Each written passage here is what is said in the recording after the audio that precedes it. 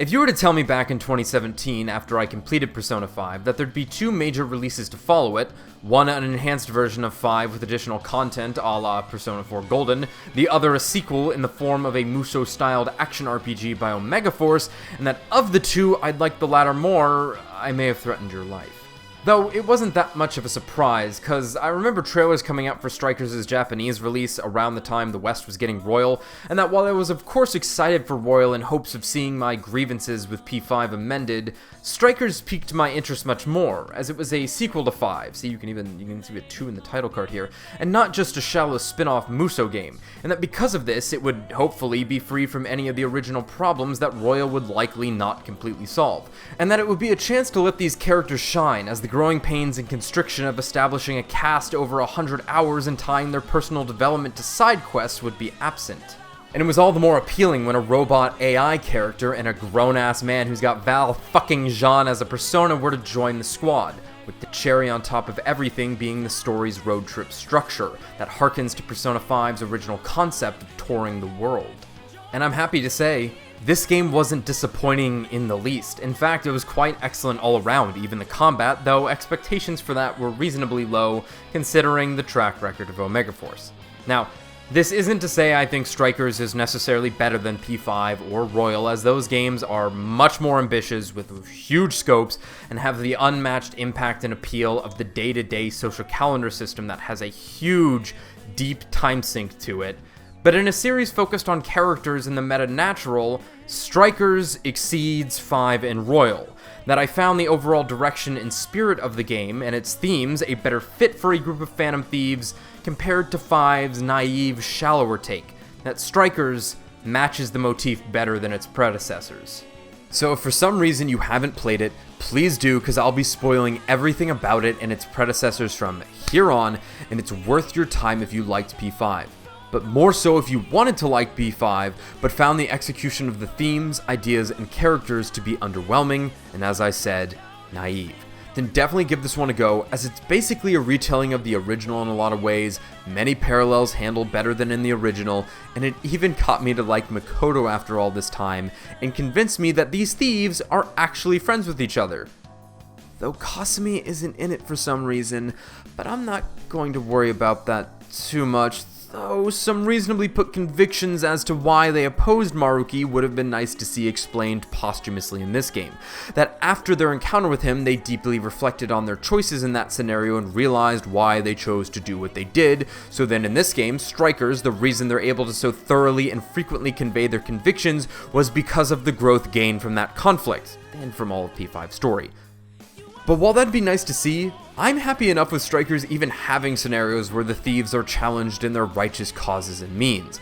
But while having someone to challenge and call them out is nice on its own, the real satisfaction comes from how well they convey and frequently demonstrate their steeled convictions to their causes. That they understand the hypocrisy and complication and selfish nature of their actions and abilities, but continue their crusade because of their belief in the beauty and power of an individual's free will and drive, and that sometimes, often, you don't know what's best for you and need someone to get you back on the right path in life, or at least moving in the right direction.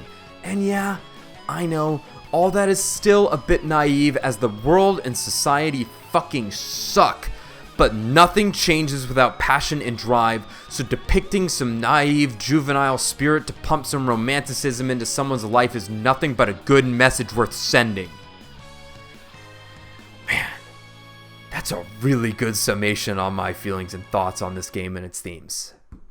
But I guess I should elaborate and properly compare and contrast how Strikers handles its shared aspects with the original, as well as discuss what it accomplishes in its own right, namely in its overall direction and the excellent use of its characters, and how Zenkichi and Sophia are outstanding additions to the Phantom Thieves by adding two needed outlooks to the group's overall perspective, and it also turns out the gameplay is pretty good.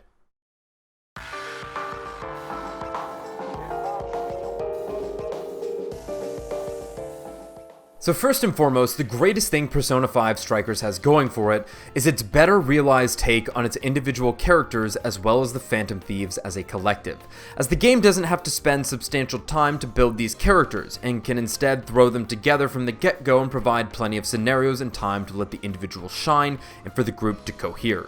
But most importantly, this game and these characters are fucking hilarious, or at the very least constantly had me laughing. Like, it's not the funniest shit ever, but compared to the weak humor Persona games typically have, this game was a cut above. And a big factor as to this game's personality and generally lighter tone was that the premise afforded such levity compared to the constant severe situations presented in 5. But of the scenes intended to be funny between the two, Strikers hits most of its while P5 misses. Except for the bathhouse misunderstanding scene in Strikers, because a scene like that is never funny and will never be funny, but that felt more like an obligation than anything else considering it was missing in 5. Whatever. Oh, and not to mention, Joker actually had quirky dialogue options in this game that made him a proper charismatic weirdo that's expected and desired from a Persona protag, and if anything, this time around he had more than enough odd choices as there were entire sets with only strange answers. It's almost like they were making up for lost time with how in the original he had such bland options. And of course, these funny choices in Strikers were significant to the game's overall enjoyment and my connection to this game's self-insert. Anyway, the characters in this game are greatly smoothed out and improved, as they're shown to be significantly more dynamic with every interaction and unique scenario, but also they gained a stronger focus by getting a bit of flannerization and amplification of their quirks, making for a well-rounded cast with heavily defined traits, which simply makes them more likable, matured, and better realized. But most importantly, most importantly, Ryuji wasn't a fucking dumbass the entire game, and Morgana wasn't terribly insufferable, constantly begging for a crumb, a pixel of feet pictures. Though I guess he didn't need to in this game, because An was wearing sandals the entire time, I think. I did not memorize everyone's footwear, except for Joker's, as he had on them black chucks with the polo and was looking kinda nice. Though not as nice as Makoto, because god damn, this girl's got it going on. Like, I realized while writing this, I like her outfit so much because that's basically how I dress, and jeans plus a nice ass makes me so weak. But it's just a shame and equally surprising that the lamest, no fun character of the crew has the sharpest fashion sense. Which is what I would have said if I hadn't played the game, because while Makoto still has her seriousness and strictness, she's shown to take some jokes well and even demonstrates an odd sense of humor here and there. Like, the game leans into her out-of-touch nature, that despite being sharp and even a bit charismatic, she's got a streak of eccentricity to her. But what really turns out to be the case with her character is that she just needed a scenario and relationship where her character's worth, not her mind or intelligence's worth as is constantly shown in P5, can glisten and capture the player. And you get this in probably the most powerful scene in the whole game, where she firmly and lovingly connects with Akane and her situation, showing the spiritual strength and power of Makoto's being, that her straightforward, serious nature does have significant value to this group's dynamic as people, not just as phantom thieves. And also, I was happy to see that hot temper she had for 5 whole minutes in P5 resurface here, as I wanted to see that dominance and aggression one more time. Though I would have liked to have seen it a whole lot more, but at least her scaredy cat side showed up again as well, which is better than nothing. Now, it wasn't just Makoto who got a special moment in this game, which I'm thankful for, as I was worried this whole crew would have just been along for the ride this time around, since that's mostly what they did in 5 after their initial arcs. But thankfully instead, this game's story and plot utilizes these matured, experienced characters to create focus in the story arcs and to pick special moments for them that show off just how much they've grown, by giving them scenarios where they sympathize, help, defend, and connect with others who have become lost and need guidance.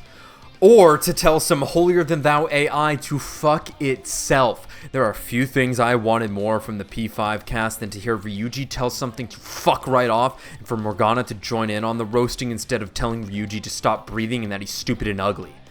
Absolutely cathartic. But I think next to Makoto's moment with Akane, Yusuke kinging on and blowing Natsume the fuck out was one of my favorite parts, as I fucking love Yusuke Kitagawa, and like a lot of characters in P5, his character following his arc became much different and flattened compared to his initially demonstrated capacities, so getting to hear and see his firm dismantlement of Natsume was outstanding, as I want my Emperor Arcanas to be as wise and understanding as they are quirky.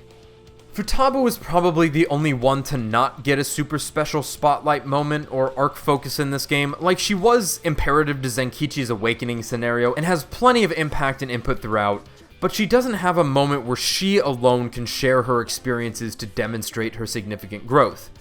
Like, maybe she did, but I'm forgetting, but it's ultimately fine, as she got some of the brightest spotlight in the original, and here in Strikers you get a whole game to see how well off she is now, and just how far out of her shell she can go, which fills my heart with happiness.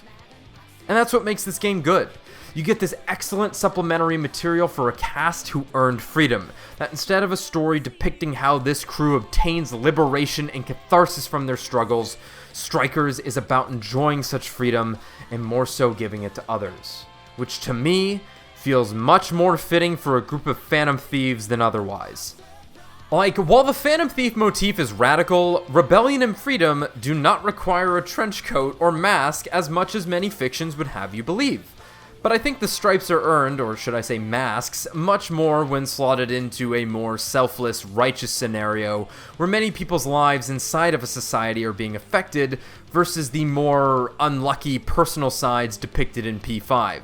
Like, apart from the Bath of Yaldi's interference with the world, the common man wasn't in much distress and need of help even if evil fuckers were in charge. But the motif is a strange fit no matter what, as the trope of Phantom Thief is inherently overly theatric and stylish. But at least in Strikers, there's a more direct line to helping out society and inspiring individuals, and that the Phantom Thieves themselves have a better realized code and direction their group operates under now that their personal stakes have been handled in the previous game, that this is their matured take on what the Phantom Thieves are. And I should note, I do like the juvenile aspect of this, that the Phantom Thief motif doesn't have to be a perfect fit, and that if anything, a bunch of kids harboring a misconception of a concept makes a lot of sense. Hell, people misinterpret things their entire lives, but still, I'm just trying to put things in order and keep seeking holism, which I do find Strikers to nail better than P5.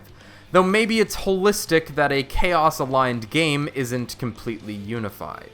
But anyway, Strikers' sound holism compared to 5's is demonstrated in its handling of shared elements, such as the characters' development and personalities, which I just discussed, as well as its shared themes and parallel scenarios to the original.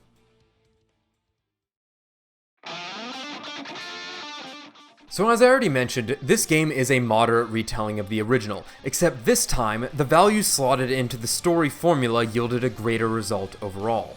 And while it may sound a bit strange to hear praise of a retelling, I'm heavily in favor of something trying again until it hits the sweet spot. Like, my honest-to-God opinion on FF7 Remake is to just try again instead of continuing with more games. Not that it's bad, but it could have been way better and gets really fucking weird. But my point is that I wanted P5 to be good, but there's few feasible ways to completely amend my issues with that game, so I was all for Strikers being that medium of catharsis and redemption to my long-held feelings on 5 that Royal failed to cleanse. And what's more is that it still carries its own identity. As it turns out, the execution and stronger appeal of its concepts, ideas, and themes is crucial to an experience's individual worth despite mirroring another.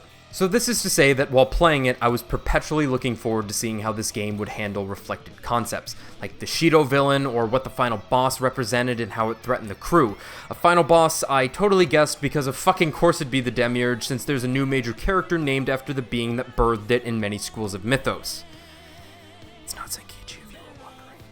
But more specifically, one of Strikers' main qualities and amendments to my problems with P5 is that it tells a story where supernatural phenomena is used to deal with supernatural phenomena, rather than a group of kids with metaphysical powers beating the evil out of a person who was afflicting no supernatural cognitive effects to anyone around them, apart from psychological stress and abuse, which isn't supernatural, because we can all do that, unfortunately.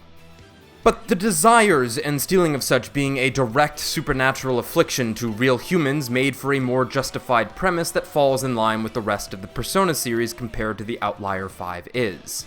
And what's more a boon to the game is that it harbors significant science fiction elements with the inclusion of Sophia and the machine-made god Emma, whom they got series original voice actress for, by the fucking way.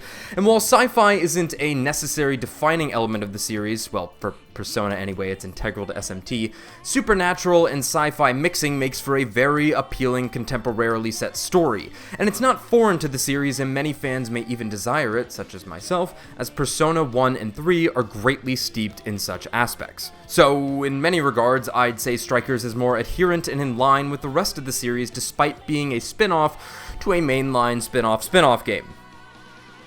Yeah, it's like 4 removed from the original, I think. Shin Megami Tensei, if Persona. Yeah, that's like 5 removed if you really want to count it all. Anyway, in continuing comparison to P5, in Strikers, the supernatural mechanics, scenario design, and antagonists were simply a cut above the original. While palaces were cool and do have the benefit of a focused set design, jails had actual influence on the real world and weren't restricted to being an aesthetic location that a thief or robber would plunder, and instead were reflections of the monarch's psyche, making for a greater spread of metaverse aesthetics. And also, in a story where the characters are on a nation-long road trip, getting to explore the cities through the metaverse makes a lot of sense, even if it was difficult at times to navigate through the numerous streets and unfamiliar city layout. I don't live in Japan, nor have I ever even been there, so I haven't been to any of these places, so I wonder if those who live in Japan or have visited it actually got a big kick out of seeing locations they've been to warped into a shadow world design. Then there's the game's scenario design, that considering the first 2 arcs being Ons and then Yusuke's, I was expecting the arcs in jails to almost one-to-one reflect the original. And while it's close, with all but 2 of the jail arcs directly mirroring an arc in P5, it was the surprising breakaway from the established pace after the 3rd arc in Hokkaido that made this game jump from great to excellent in my eyes, even if I still found all the content up to that point to be better takes and use of the spotlighted characters compared to their P5 counterparts. But it was the Okinawa and Kyoto arcs and their intense, unique scenarios and jails that gave this game some gas and its own identity. Like, these scenarios aren't something you'll find much of in a regular day-to-day dictated Persona game, as the arcs in those games are designed and told as to be drawn out and provide gameplay opportunities, whereas here in Strikers, this isn't a concern. So it was great to see the story playing into the game's structure. But more than anything with these 2 arcs, they're just fucking awesome. The horror scenario and theming in Okinawa that results in infiltrating a haunted laboratory that has no monarch, which is not just unexpected but demonstrates a greater breadth than the supernatural mechanics. And then of course the Kyoto arc is the best part of the whole game, what with all the focus on Zenkichi and him joining the thieves, Akane as a unique opposition, Zenkichi's weird stealth section and incredible awakening, the 1v1 boss fight, kinda wanted to fight every single one, but that's okay because it was a rival boss fight in an action game with mashing power struggles, something that you can't get in a turn-based RPG, and of course, my wife Sai Nijima showing up. Here's the point of view. Your Sai Nijima spotting your future husband? I don't know about that one, but she definitely took one look at the dude, and her intuition said, yeah, that's a good one, Chief. Man, I wonder how much of my video content is discussing headcanon without realizing it. Well, people interpret things certain ways, and creators design things for people to interpret them, not necessarily have a direct message through allegory and presentation. Anyway, something to note about that moment with Sai, I believe the reason you don't get to see a lot of P5's characters in this game is because they didn't want to waste resources on updating character models that wouldn't be prevalent in the story. Like, I think Sojiro's model isn't even updated or new, but they had to include him for his necessary role, but this is likely why there's a weird first-person shot of walking into the interrogation room from Sai's perspective. But I think it actually made for significant effect, as it made for a unique character reveal in a way a visual novel-styled portrait text box system could only do. So once again, strong direction and utilization of the game's whole. Still would have been nice to see the other characters, but understandable as to their absence. Sai with a Persona win. Anyway, back on the topic of scenario design and direction, there were some other standout moments and aspects that really showed that this game was about the Phantom Thieves and their convictions, rather than individuals in the given arc and Joker overall. Like I said, this is a game about sharing and utilizing their freedom, not obtaining it for themselves. The first and most important factor was the ensemble of antagonists, that these oppositions were not irreprehensible, undoubtedly evil monsters, and instead were victims of circumstance, exploited in their moment of weakness. unbeknownst to them, which made for a deeper empathetic element with the thieves connecting with these people rather than simply getting back at them or changing their hearts to avert some crisis. And in a series focused on relationships and connections and following a game about personal injustices, this makes for a significantly stronger set of villains than otherwise. But what's more is that the game's main antagonists were strong antitheses of the Phantom Thieves, but most importantly, they provided a platform for the thieves to show their convictions and reasons for why they're doing what they are. And there's nothing better in a story's experience than when the characters speak what you want to say in that scenario, or at least when they give a strong argument for their stance, thus persuading the audience, which is something the audience, and especially players in the case of games, want to experience as you want to line up with and be on the side of the characters you've spent time with, lest the illusory attitude and story investment be severed. And thankfully in Strikers, I personally had a very synchronous experience with the Phantom Thieves' stances, and more so that there was just a sound strength to their individual standpoints. Like, these villains, especially Konoe, Ichinose, and fucking Demiurge, got verbally bodied by these kids, Robot, Cat, and Daddy. And god, it wasn't just one or two lines from a character or two against these baddies, it was everyone non-stop during their boss fights. Like, they did not shut the fuck up, and I felt bad for missing it because of focusing on combat, and the volume mixing could have been better. But regardless, I was really impressed with the consistent message quality across all that volume of writing, and the stellar performances made it all the better, even if I had a hard time hearing it. But like, Konoe being a proper foil to the Phantom Thieves that makes them question their own methods and convictions was something the original was missing and made up for in Royal. But Maruki's something of an overcorrection, even if it was great to see the thieves challenged so firmly. Well, not firmly, they were completely blown the fuck out by the dude's power. Like, it's hard to feel on board with challenging a dude who undoes the trauma and event of the worst possible sexual assault. How do you fight that? And while that whole scenario with Maruki certainly made the neurons activate, scenarios that nullify a player's experience and investment are difficult to pull off, and even if fitting like in Danganronpa V3, it is still a very hard pill to swallow. So the point is, Konoe being someone that got to hell on the road paved with good intentions is a better fit when it comes to themes like this, as the player will be on board with the thieves while still understanding the villain. And also, the execution and writing of the thieves' ideologies is just an echelon higher than Fives and Royals, and I really cannot understate how important the execution of concepts and ideas is. Like, you can get away with anything as long as you do it right. Now, there is something to be said about an antagonist potentially having weak motivations and reasoning, since that makes it easy for the crew to dismantle their standpoint. But I don't think that's the case in this game, despite how unreasonable and extreme Konoe and Ichinose stances are, as the story is heavily steeped in themes of coping and being a pariah, so having two characters given substance by their long-held trauma and delusions were a solid fit. And if anything, I don't think Ichinose could have been written as a better fit to this game's themes and as a foil to Sophia's character. Like, even if there's some frustrating and repetitive parts with how stubborn she is to what the thieves have to say, Ichinose getting to see her creation understand something she decided she never can was a powerful moment. And also, I don't think such dismantlements of these antagonists would be as long and varied as they were if the oppositions were lacking something about them to dig into. But I am a little biased towards the scenes with Ichinose, as Zenkichi took the words out of my mouth with what I wanted to say to that woman. Now for something a little off topic following my thoughts on Ichinose. The game's inclusion of a character like her does make me wonder about how a future Persona game may handle disorders of the mind, whether that's illnesses like depression or schizophrenia, or developmental disorders like autism spectrum disorder, as this series is about the mind and cognition. But more importantly, it's about learning how to deal with oneself and finding your place in the world, which means taking care of your mental health and dealing with your helpless qualities. That the series could find a way to send a positive message and work with deep subject material by demonstrating a tangible side to the mind along with the spiritual. And I mention this because I don't think it's unreasonable to say that Ichinose falls on the autism spectrum somewhere, which would give a strong reason as to her pariah status and not understanding what a human heart is. So I'm interested in seeing the series potentially delve into psychiatric sciences rather than be entirely focused on metaphysics and the theoretical. And you do get a bit of this in Royal, as Maruki's a trauma counselor, but his inclusion's focus is ultimately on the supernatural and cognition.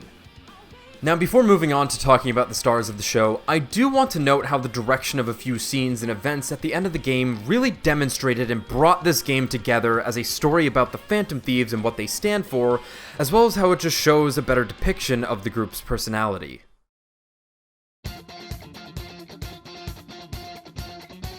Number 1, and my favorite part of the entire game, is the final calling card being for humanity, not an individual or even the god they're gonna fight, as this properly demonstrates how the thieves fight against conformity and complacency, not just fighting to right the injustices society may never amend, and that with this, it shows them owning their selfish powers as individuals whom all lost their way at some point, and want to give this back to help others that are lost by instilling the beauty and potential that humanity's free will affords, that everyone has the ability to live with strength, passion, and conviction.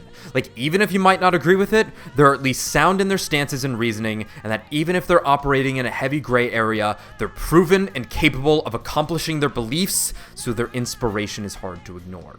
Then apart from that, you get an action climax against the final boss that's not just fitting for a group of Phantom Thieves, but a perfect flourish for a game in the Persona series, as the whole crew performing an all-out attack on God instead of Joker simply unloading another round from Satanael's massive revolver, felt to pull this crew together and finish out this game perfectly.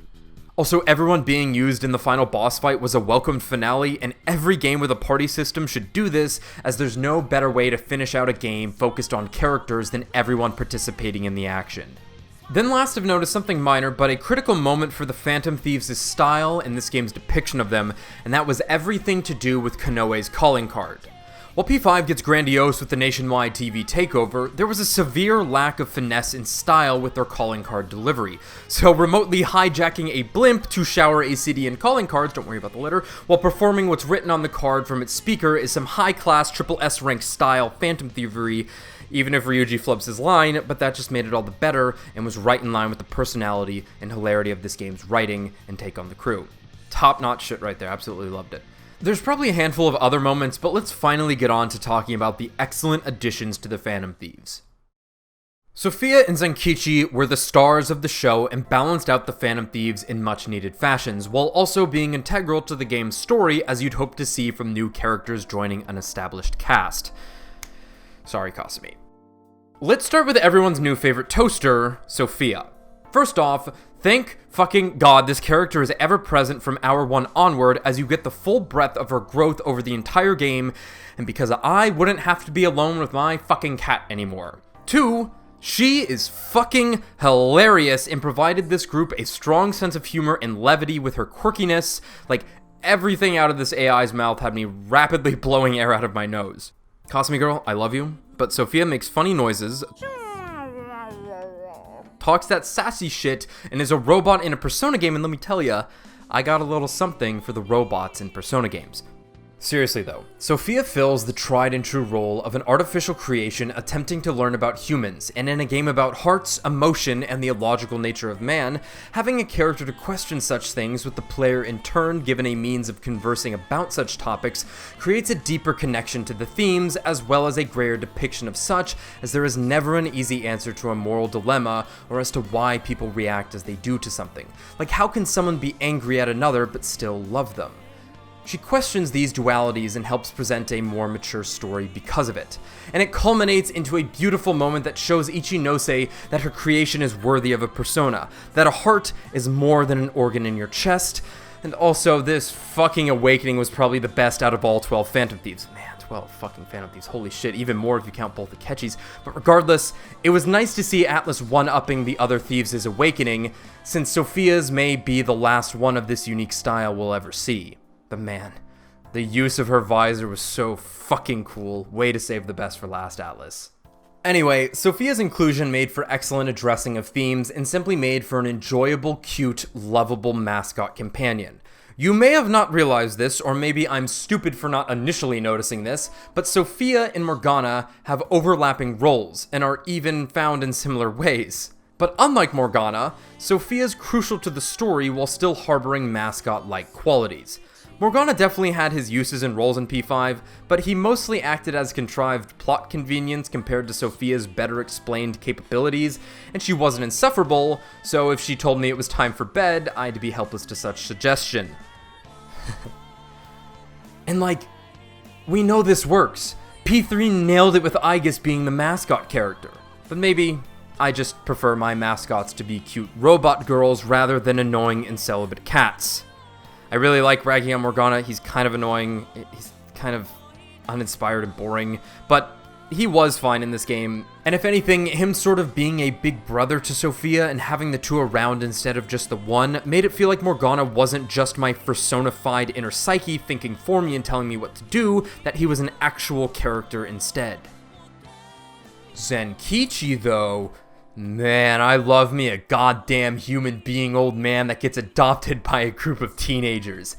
Zenkichi, much like Sophia on a surface level, was a likable character, having a personality that shifted from goofy and out of touch to a competent adult wise in the ways of the world, making for enjoyable interactions between him and the other thieves, especially Haru, Acab, Okumura, but more importantly, he brought this group down to earth and leveled out their naivete, acting as a vehicle to caringly challenge their ideals and methods to that of reality in the inescapable, inevitable adult world. And one of the highlights of the game was seeing the dynamic of him and the group warming up to each other, culminating into both meeting in a balanced middle, with the teenagers given a better perspective on the world and Zenkichi's heart being touched with the passion and headstrong will of the Phantom Thieves to hold fast in your beliefs and surpass society's inhibitions, that you need a naive outlook to change things lest the cold facts of reality suffocate you. It's a great message, and once again fitting for a group of reformists to incur such inspiration. But most importantly about Zenkichi, I was just happy to have a grown-ass man in my party. I'm all for the high school setting, and I of course want teenagers and young adults as the focus, as that's a great time of life, or at least an ideal part to live in a romanticized, unique way, especially if your high school life sucked, or if you don't have friends, but party variety and different walks of life spice things up and make for a broader degree of takes on any given scenario, which typically makes for a deeper exhibition and delivery of the given theming and concepts. And also, he just straight up tells Makoto to not become a cop, which I thought was hilarious. And also, he's not only a literal unstoppable beast in combat, but he learns Debilitate, making him one of the best party members in the whole series, at least from his skill set alone. It's obviously hard to compare a turn-based RPG to an action RPG. And also, him and Konoe should have had a 1v1 for the second phase of Konoe's fight, considering how fucked up it was to manipulate Akane, and more so because he deserved one more special moment after all the build-up and focus he was given. And I don't think anyone would have complained that their self-insert wasn't the focus for once, cause, you know, in a game about friends, you want them to be important too, right? Oh, and it also should have been a 1v1, because it would have been Cloud versus Sephiroth in an actually good action RPG. And on that note, let's round out this once again longer than intended video by talking about the gameplay and combat. I failed to mention this earlier, but another factor that makes this game overall a better fit for the Phantom Thief motif is that it's an action game and not a turn-based RPG. While I love dudes standing in a line and fancy menus, getting to directly act out Phantom Thievery and all the stylish, shadowy action it comes with sold me on the motif more than otherwise, even if once again, it's a radical aesthetic. As this game's a great example of how simple and effective a formula can be for making a fun and engaging combat system, as it has everything you need without getting too complicated, nor being too shallow. It has individual character playstyles and combat goals to make every character unique and give the player a direction when playing them, along with a powerful defensive mechanic that overrides other actions that's used as the primary means of dealing with enemy attacks. Attacks that are mostly telegraphed AoEs appropriate for a game focused on defensive movement in this case. And then finally is a universal goal that's paramount to defeating an enemy, which in the Shin Megami Tensei family of games is exploiting enemy weaknesses or by applying other designated means such as critical hits to effectively rout them.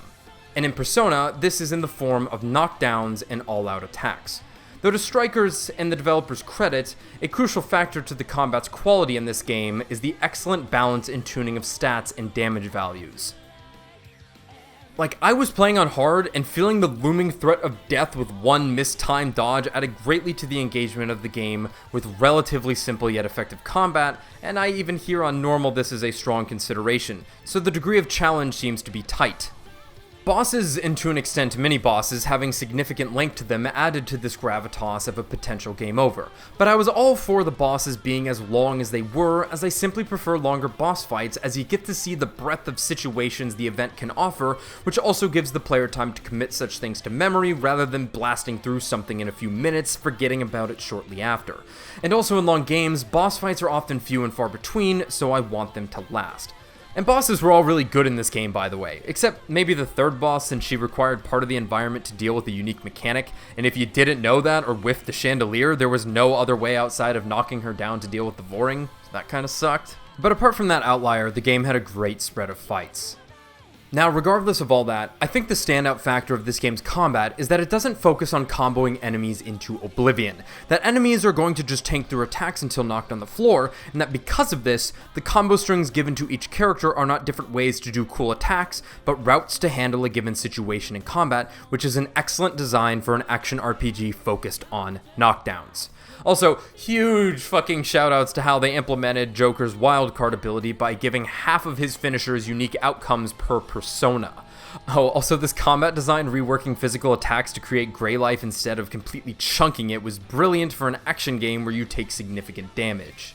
All that to say, I was mostly impressed with how they translated the turn-based RPG elements into a real-time action system.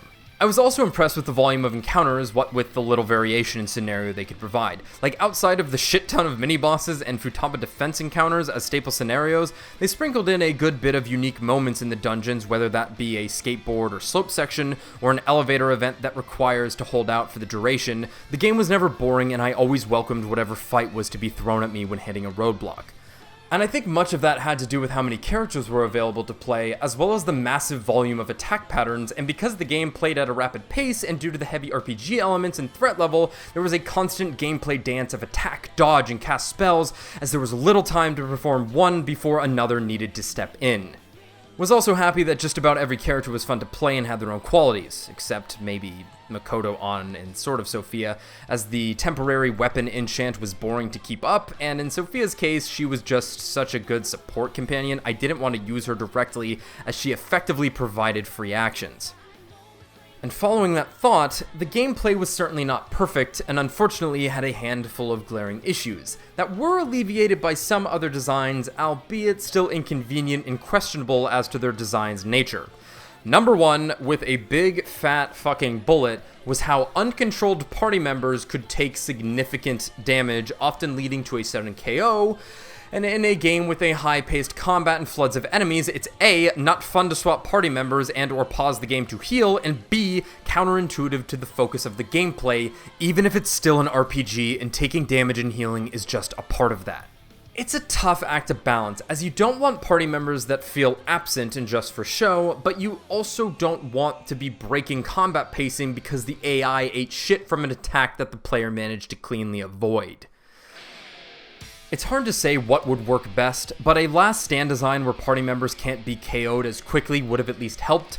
That and being able to cast another character's spells without switching to them would have made healing management and KO potential aversion much less of a chore than it is. It'd also be nice, as I don't want Morgana or Makoto to spend half their mana pool by blowing a Han healing skill on someone that only got lightly sneezed on.